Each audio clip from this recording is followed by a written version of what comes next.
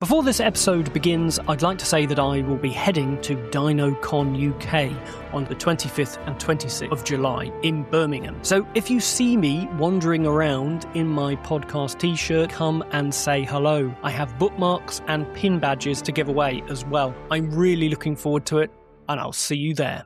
And he can create a theme which absolutely sums up what it's about. And often, as you say, in a matter of a few notes, arguably in Jaws, two notes. Two, yeah. You know? That's amazing. Hello and welcome back to Road to Rebirth with me, Roland Squire, and I'm thrilled to dive into today's topic, which is the music of John Williams and his iconic score for Jurassic Park. Joining me today is someone who I'm very excited to be able to get onto the podcast. He's a pianist, composer, broadcaster, dramatist, and a passionate advocate for teaching the importance of film music. Please welcome to the podcast, Neil Brand. Hi, Neil. Thank you so much for joining me today. Thanks for having me. Wonderful. I just can't wait to talk about John Williams today, but I was wondering if you could just tell the people listening who are not familiar with your work a little bit about yourself. Yeah, I'm a musician and composer. I started life as a silent film pianist, and I still do that. That's still my day job. But that has also taken me into other areas. I'm a radio playwright and a writer, and I write about music a fair bit. And I've done 5 TV series in the sound of idea of how music works with lots of different styles of drama. How music works to tell stories, basically, is how it comes down to. And I wear lots of hats, and I quite enjoy that. I don't like being pegged as just doing one thing. And I do think that John Williams is one of the greatest, if not the greatest, film composer of all time. Do you remember the first time you watched Jurassic Park? What was your takeaway from the film? Weirdly, I think because I'm not a big dinosaur fan, I didn't see it when it came out. Ah, okay. I saw it quite a long time after. And also, my kind of formative years were slightly before Jurassic Park. Mm-hmm. So I got into John Williams through Star Wars and Close Encounters and Superman. Right, yeah. Which was the kind of, the sort of decade of wonders when he was creating so many of those iconic scores. Mm. And I was less interested, I think, in Jurassic Park. So I've really only got into the score since my son's been around. He's now 16. And he got into Jurassic Park really early. So I first sat down and watched it with him probably 8 or 9 years ago.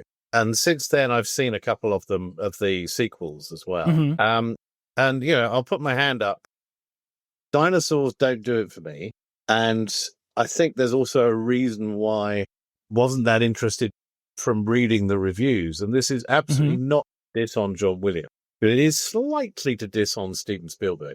Because the thing that I realized with Spielberg quite early on is that what he trades in is childlike wonder. Yes. Now, if you're watching with a child, that's great. Yeah. Because that's what you want. If you're watching yourself, and particularly if you've become a slightly cynical, hard-bitten cinephile like I was around the time that Jurassic Park came out, there's a bit of you going, yeah, I'm feeling massively manipulated here. They look amazing, but bottom line, the story, I don't know. I'd read the novel. Oh, okay, yeah. I found the novel absolutely horrifying, and it is because the novel basically doesn't stint on the fact that your average dinosaur has got nothing cuddly about it. It is, it's a killer. It's a brilliant apex predator. And, I think almost the first ones you meet in the Crichton novel are sitting there eating a baby out of its cot. Yeah, yes. Not very Spielberg, that. No. What Spielberg then comes up with is something completely different. And when I first heard the score for it, I think I thought, wow, this doesn't sound anything like what I was expecting from this film. I honestly thought that this film was going to be more of a horror movie. Mm-hmm. But bottom line, I think this is what surprises me most about how Spielberg and Williams work. And the key to it was really only sort of dropped into my lap reading, I think, an interview with John Williams fairly recently, within the last couple of years, in which because obviously John Williams isn't someone to blow his own trumpet. No. Even though, my God, he's got a trumpet to blow. You kind of gleaned that what he was saying in this interview was that when Spielberg brought him Jaws, Spielberg thought he was making a psychological horror film. And it took John Williams to not only tell him, but then subsequently score Jaws, that it was actually a rollicking maritime adventure. Yeah, definitely. It's a pirate movie in which the pirate happens to be a shark. Yes. So if you can see Jaws like that, and that's obviously how Williams saw it from the start. Yes. Then taking the Crichton novel to the screen via John Williams's very kind of cinematic take on what the music's doing, his kind of Hollywood take, his Hollywood idea on what sells as a piece of entertainment for an audience, is that Jurassic Park is actually about wonder. Yes. It's not about horror. It's not about the genetic facts of getting dinosaurs back. The way Spielberg puts it, the whole of Jurassic Park is summed up in that one shot where Sam Neill is looking at something and then turns his wife's head around to look at it. The entire movie, and indeed pretty much the whole score, uses that as the fulcrum on which it balances. And I think that's why I'm saying, weirdly, and I'm being entirely truthful here, that's what put me off seeing it originally. But I get it. And I don't think there's any way I thought it was going to be a franchise. And of course, it's absolutely massive franchise. Mm-hmm. And Williams's score is probably, I think, the most obvious example of the relationship between him and Spielberg and the idea of childish wonder or childlike wonder. Yeah. I remember reading somewhere that someone had kind of reduced Spielberg's stories to people with stuff chasing them they don't understand, which is a sort of interesting take, albeit I think it's too reductive. But that whole thing of seeing something, I remember Spielberg saying that he wanted to make films that made people forget they were chewing gum. They were so hooked to the screen that the gum would trickle out of one corner of their mouth. And that, I think that's what he's doing. That's what he does with, that's what he does with most of his films. It's certainly and that's the attitude that John Williams responds to so much, is that sense of childlike wonder of what you're seeing. You cannot believe that those are UFOs. You cannot believe that that is a massive shark. You cannot believe that these are Jurassic creatures from the distant past that have now come back again. Yeah. So that was absolutely how it hit me. And I don't think any of the later films could do justice to just how unbelievably technically impressive Jurassic Park was.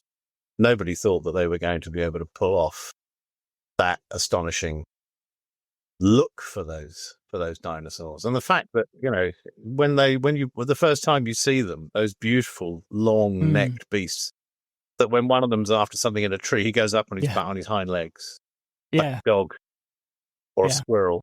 And they were lovely. They were lovely to look at, and it turned out they were lovely creatures that had to stand on their hind legs to reach the high fruit like any other animal.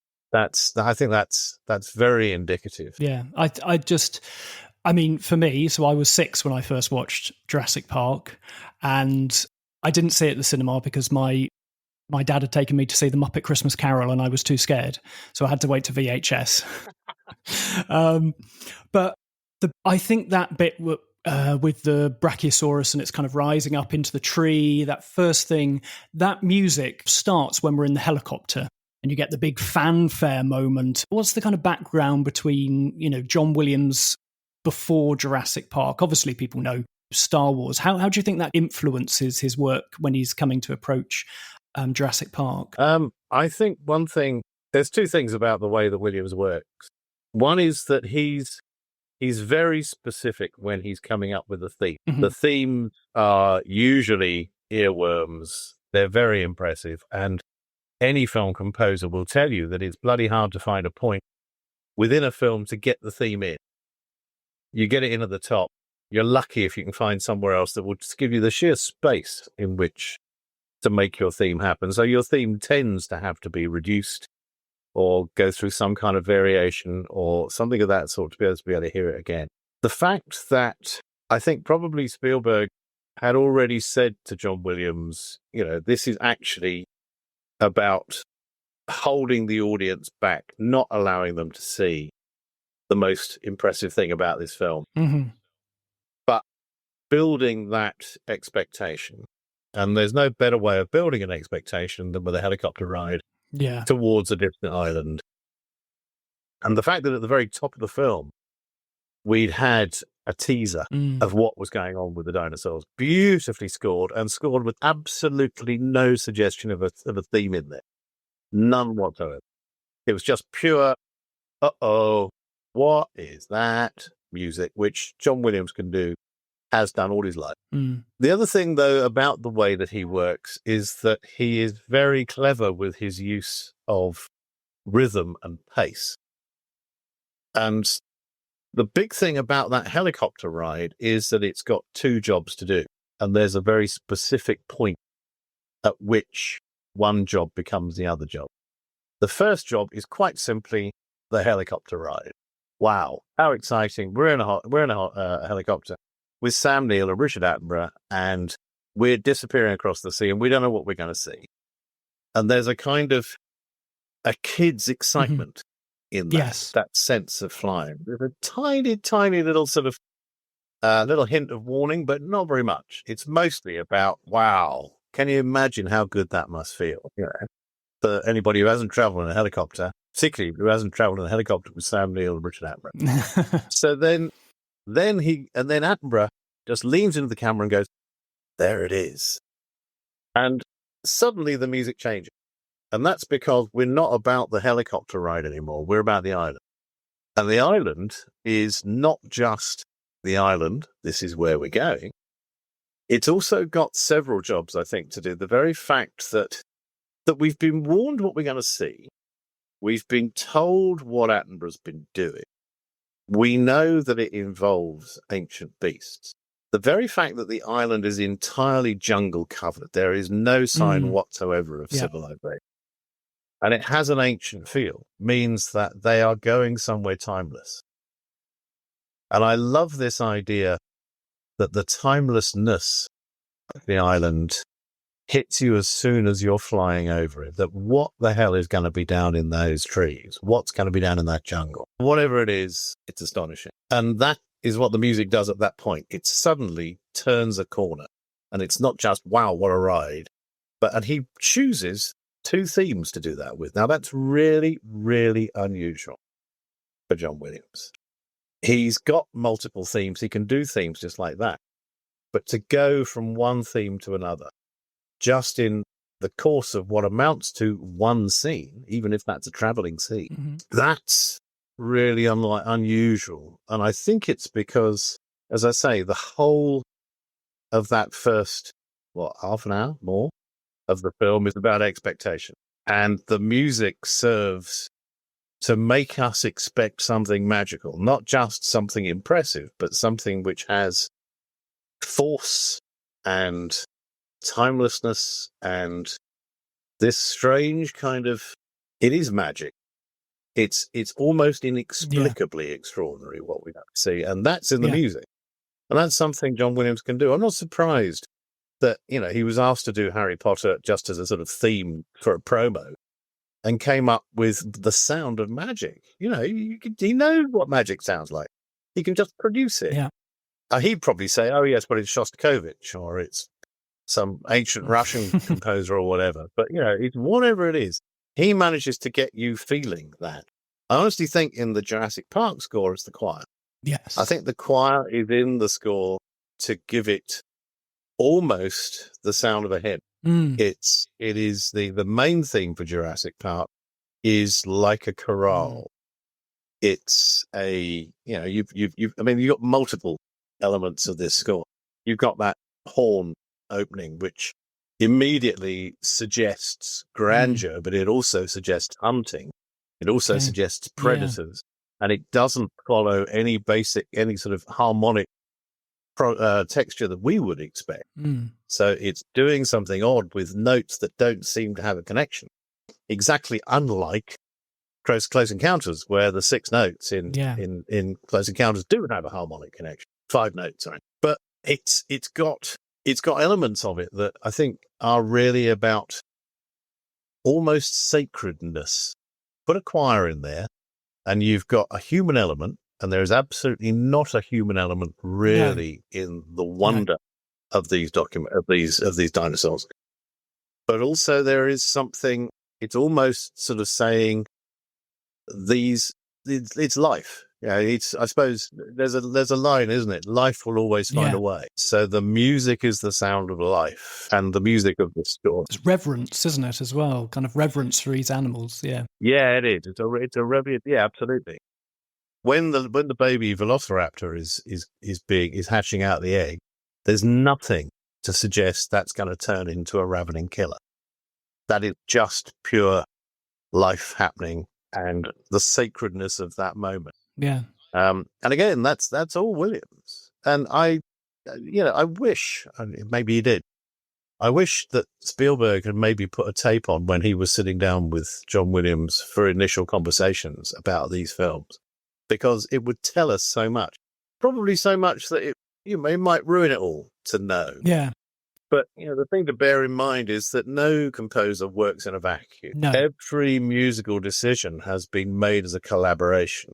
And the person who ultimately is driving those decisions is by no means the composer. No. Possibly, in the odd way. I mean, I'm sure John Williams has got a tremendous amount now of influence over Spielberg and what Spielberg does and how he works. But in general, it's the director's vision. Yeah, the composer's a gun for hire. Even someone like John Williams. I think what's interesting about the scoring of Jurassic Park is that the second it wrapped filming, Spielberg was off. He was out in Poland. He just had such a really busy time. So he did Hook and he did Jurassic Park, and then he went on to do Schindler's List. Wow. Then had a year off and then came back to do The Lost World. Right. And I think it's the only time in their career where he wasn't present for the actual scoring sessions. Oh, really? For Jurassic Park? Yeah. Wow. The way that he heard the music for it was actually driving to the set in Poland. So Wow. he'd be driving in his car, listening to these piano demos that John Williams did, and wow.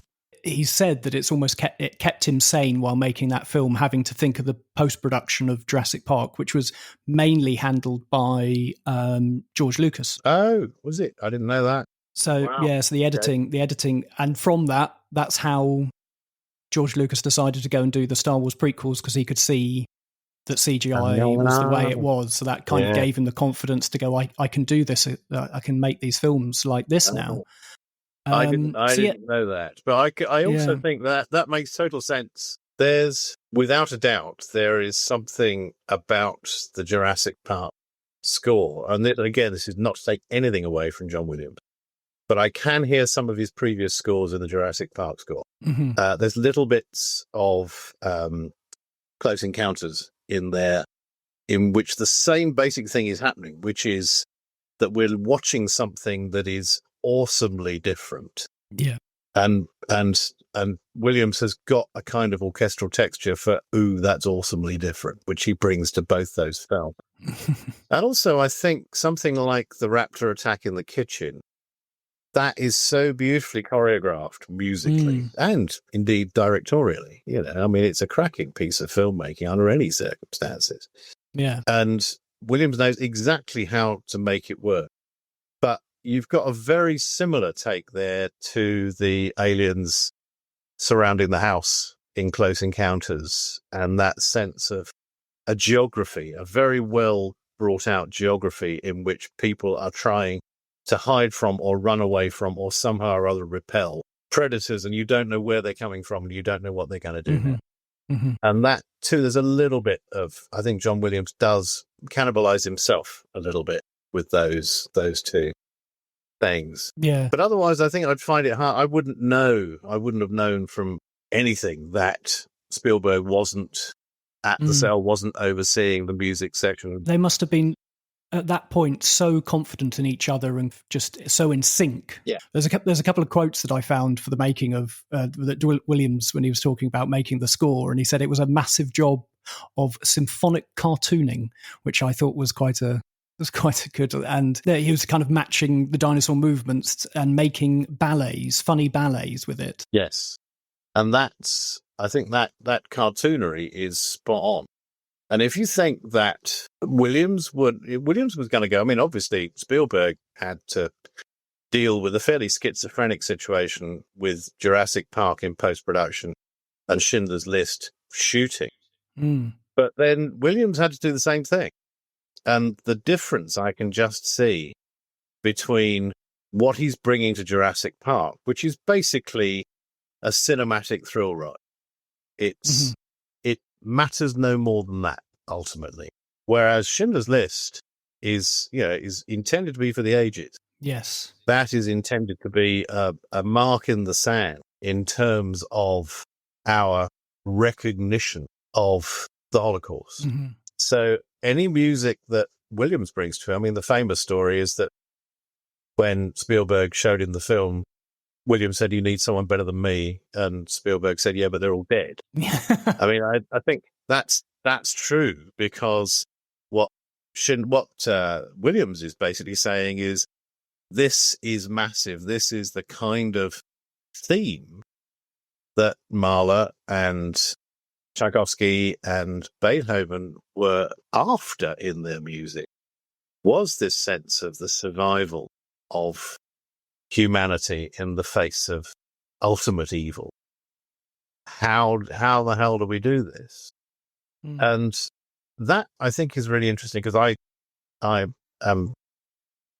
still cannot believe Williams's score for Schindler, because I went to see that film when it came out, unlike Jurassic Park, and came away convinced I hadn't heard more than about 20 minutes of music throughout the whole thing, and was very surprised to buy the album and find there was an hour and a quarter of music in that film. And yet I think the theme and the shooting was so precise and so immersive that the music just felt like part of the experience. I wasn't listening to it separately. And by that time, when I saw Schindler's List, I was listening to scores because I knew at some stage or other I wanted to talk about them or write about them. Yeah. Or, I wanted to separate out the music. Simply couldn't do it. And that was the exact opposite of what I still slightly feel for John Williams. And I mean, who am I to say how he saw these things? But in my mind, he would have seen Jurassic Park as higher journalism. Right. And he would have seen Schindler's List as ultimate classical scoring. Who is the main influence, would you say, for like his themes? Which composers of the golden age of Hollywood is he trying to evoke, or do you think takes the most from? That's a very good question. I don't know. The problem is, I think I'm a very good friend of John Burlingame, who writes for Variety and is sort of the film score journalist and has interviewed John Williams on many occasions. And he says, and I think this is absolutely true, he says that John Williams's ultimate legend is going to be based on the fact that he has broken down the gap, if you like, the wall, if you like, between classical music and film music. Mm-hmm. Now there's no such thing as concert hall music and film music, because film music is concert hall music. And that's what Williams did. And he did it, I think, having been through this mill of TV scoring in the 1960s, where the first job was to come up with a theme. And he made those themes mostly jazz. And you could tell that the one people he loved were people like Mancini. He was a big friend of Andre Previn. He liked Previn. He loved what Previn did. There's a sort of joy and a playfulness in the themes that he creates for TV.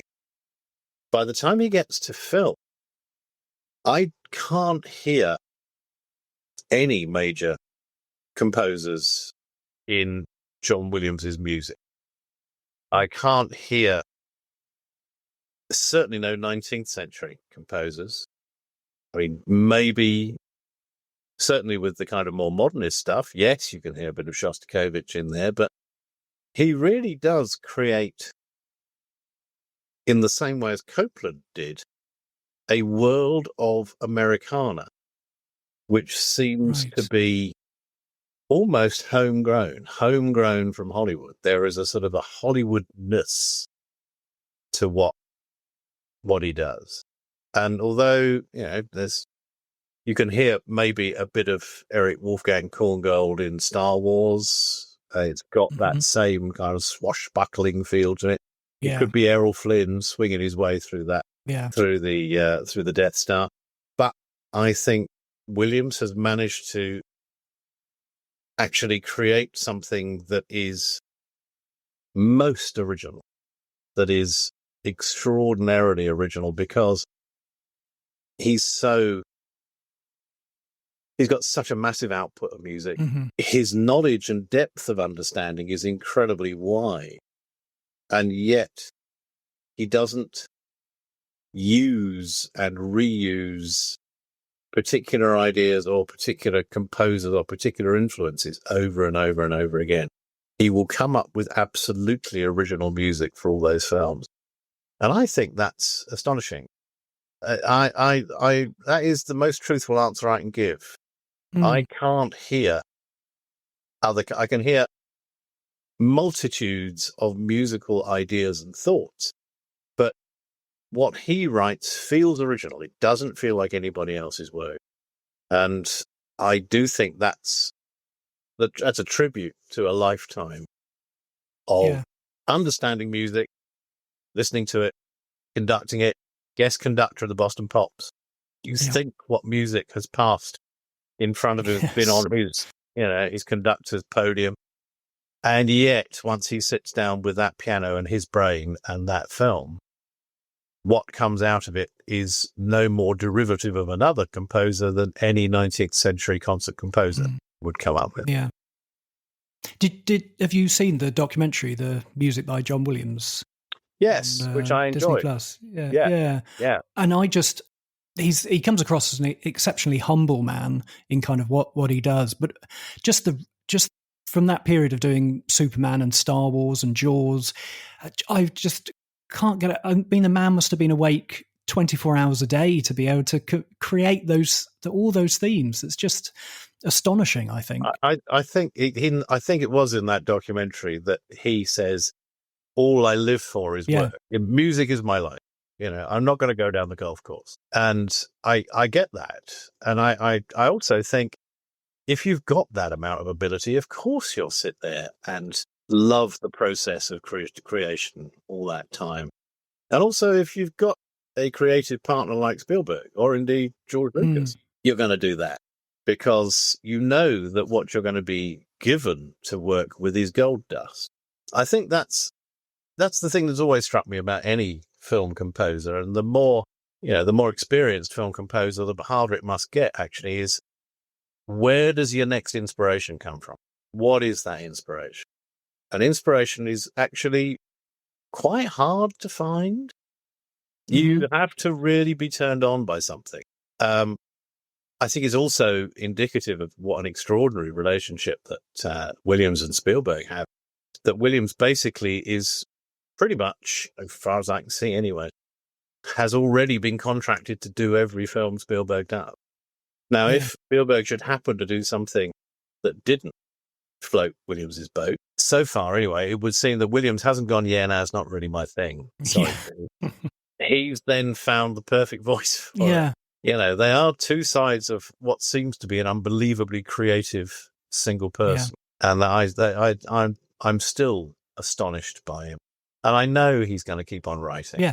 This is the other thing. He's still alive because he only lives for music and he only lives to write. But I also get it that there's a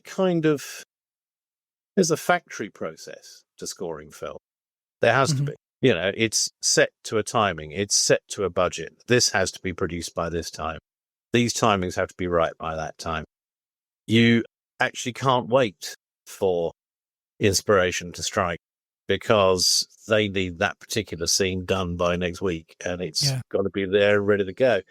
So to be able to bring that amount of creativity to what is basically a factory job is the other thing that still astonishes me about Williams. He has got so much more ability than the job could be said to require. And I think it's, the thing that you said about kind of breaking down the classical music and the film music.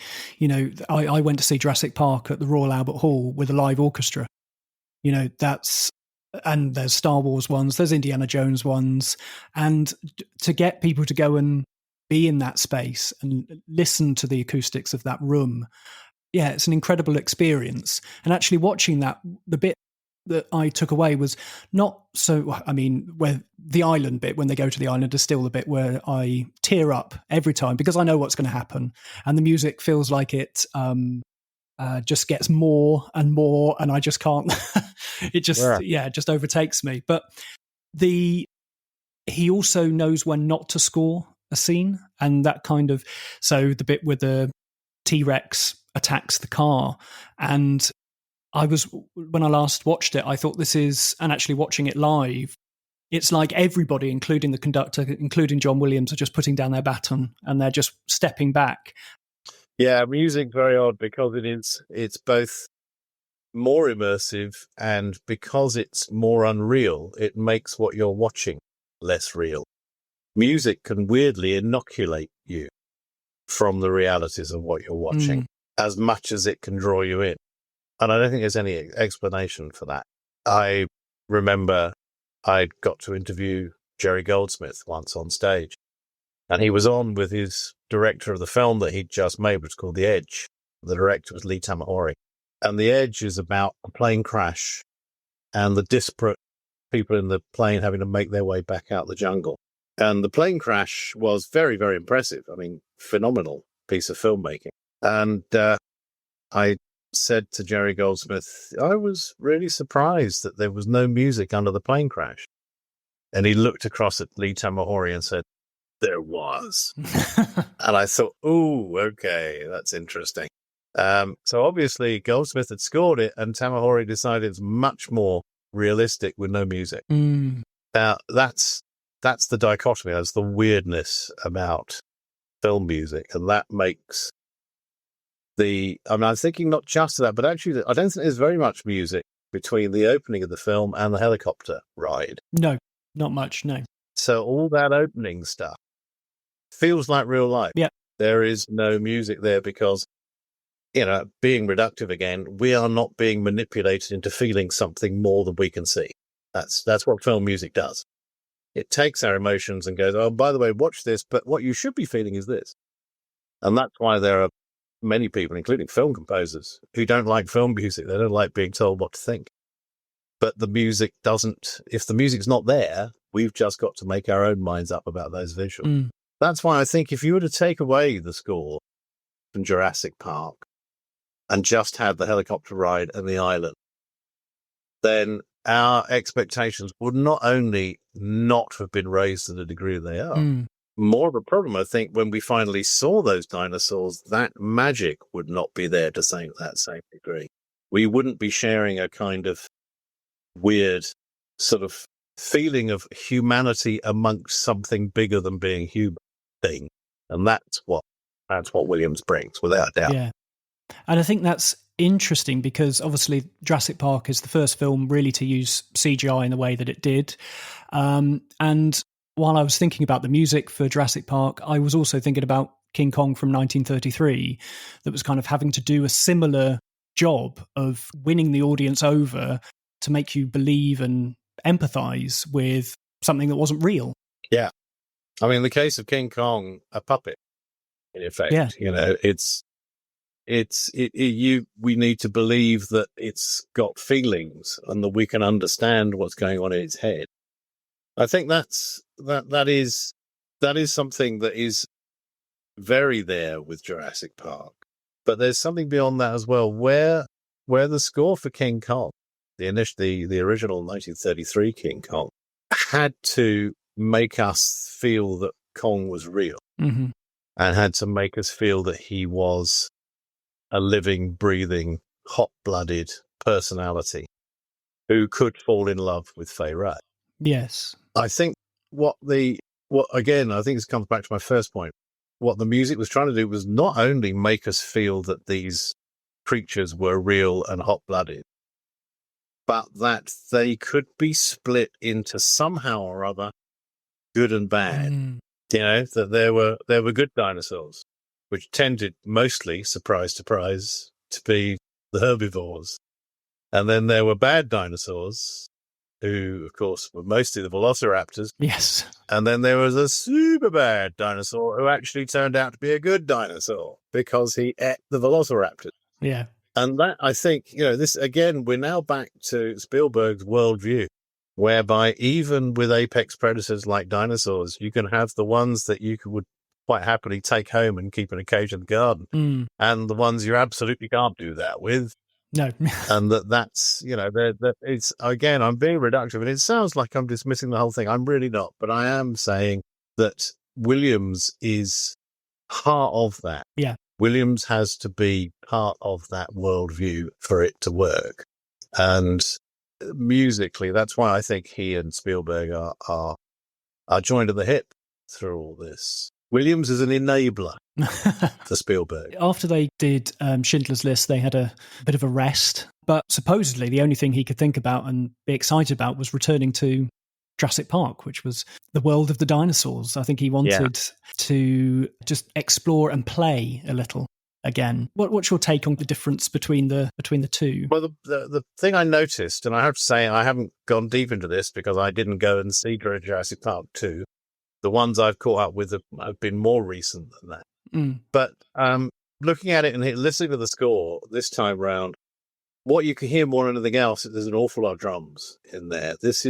Williams is back with a huge percussion section. And I kind of get that because the big difference between Jurassic Park 1 and Jurassic Park 2, Jurassic Park 1, as I say, is about wonder. It's about awe. And a kind of almost holy wonder. Yes.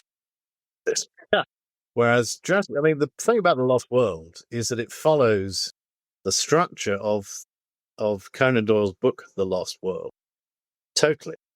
So it's as if it's almost as if Jurassic Park hadn't happened. Yeah. The Lost World deals with an explorer going to an island, finding dinosaurs, bringing one of them back to London. Yeah. And it escapes and demolishes buildings and kills people. And I think as soon as Spielberg says, right, well, that's what I'm going to do, albeit with added science and added Jeff Goldblum and added CGI and all the rest of it, then Williams also goes, okay, so it's a chase movie. I get it. Right. Well, if it's a chase movie, here's what's going on. And there's very little of the Jurassic Park thinking in the music. It's much more about tension, about explosive action.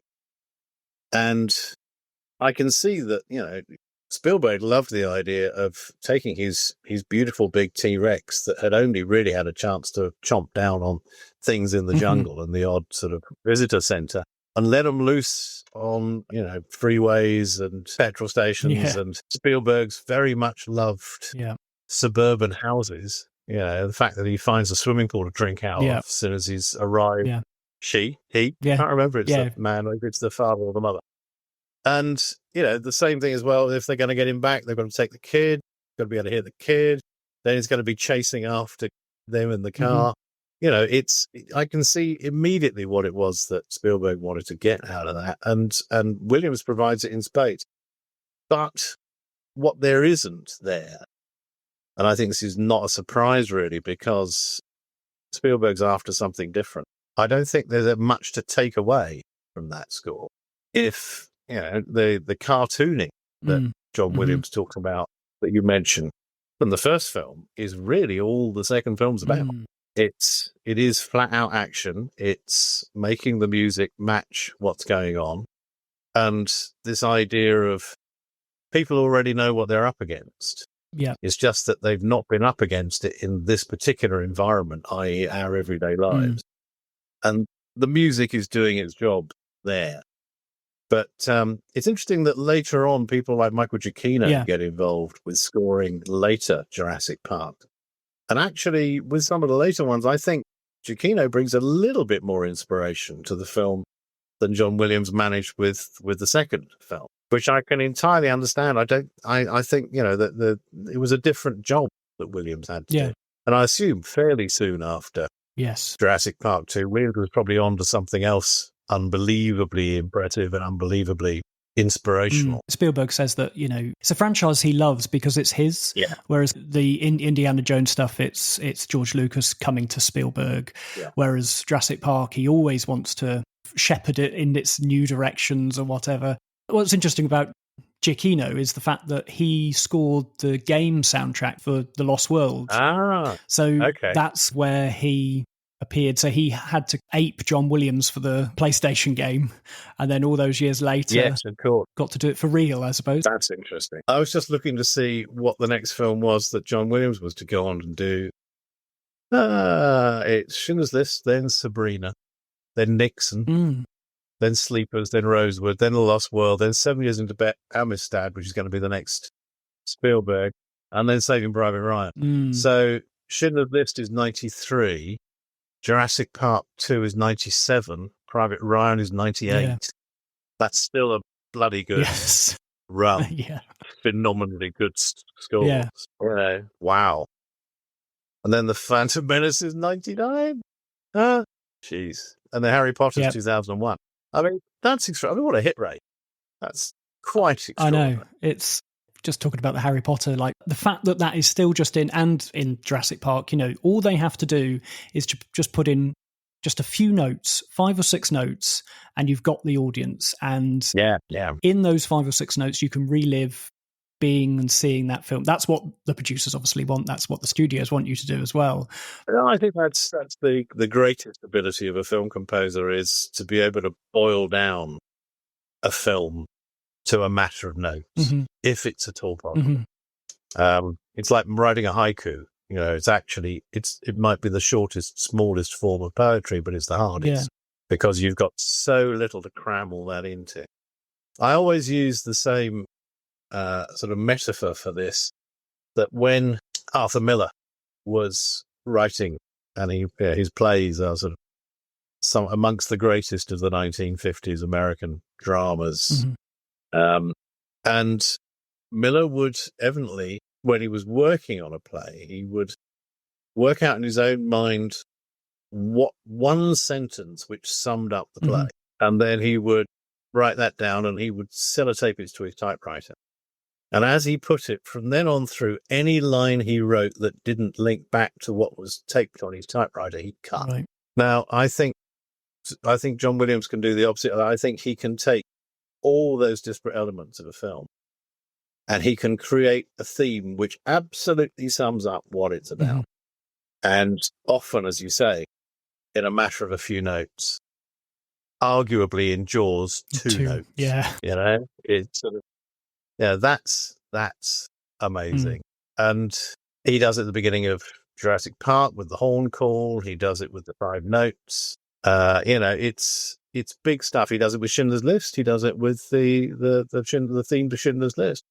It's uncannily good film scoring, but it requires a degree of musicality that most composers, even most film composers, don't have.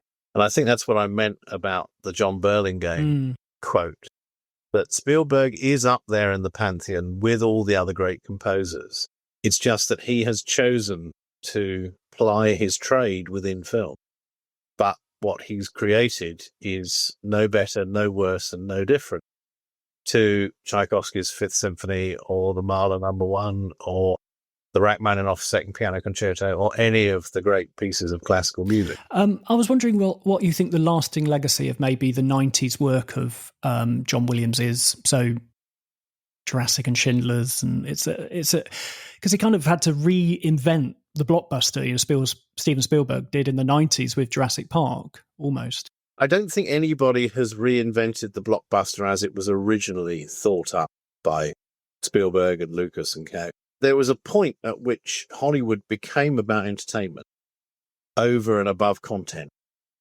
Now that's being harsh again, but there is no two ways about it. What we now have in terms of entertainment movies, we don't expect to have our brains enlarged at all by what we see on screens in absolutely mainstream Hollywood product. Mm-hmm. It feels like it's there to hook us up, dump us off at the end with a big smile on our faces, but not matter very much more than what we're going to eat after the film. And I think that is the downside of what happened in the 1970s and 80s when the Wonder Kids took over cinema. Having said that, Williams has always brought a depth and a profundity to the music he's added to those films. So that even if we were watching a piece of schlock, what we were hearing sounded like it was timeless and profound and deep and had substance to it. And I think he's been doing that again and again and again and again and again. And as I say, when a film comes along like Schindler's List, in which we're no longer just talking about keeping us entertained, we're talking about actually putting the audience through quite a tough experience. And actually, Spielberg's done it several times now. He did it also, I think, with the Munich Olympics film as well, and certainly with Private Ryan.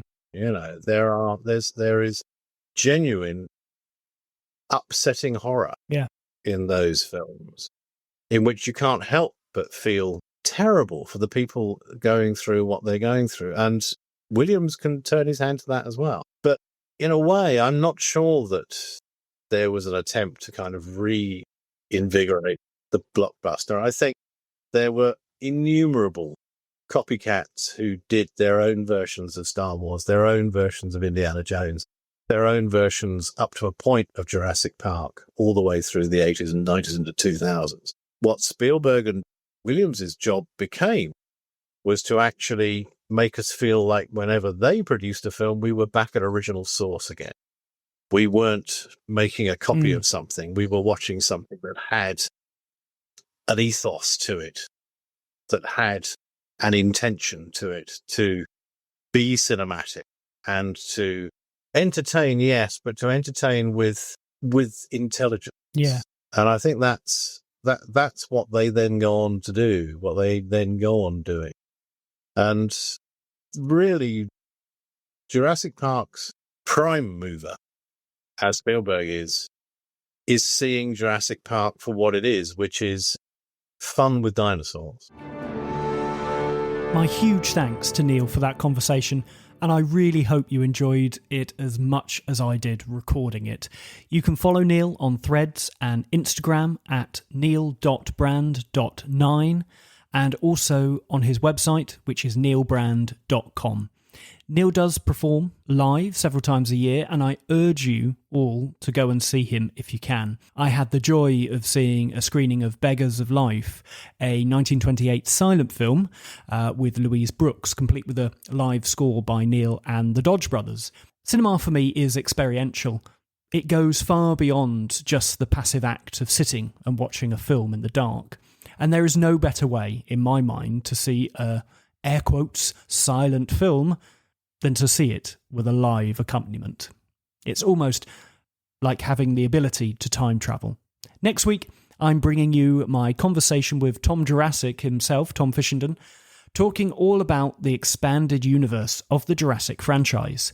We discuss the comics, novels, Evolution of Claire, TV shows, and much more. Plus, we talk about Tom's self-produced audio drama, Tales from a Jurassic World, which returns for its final season on the 23rd of May.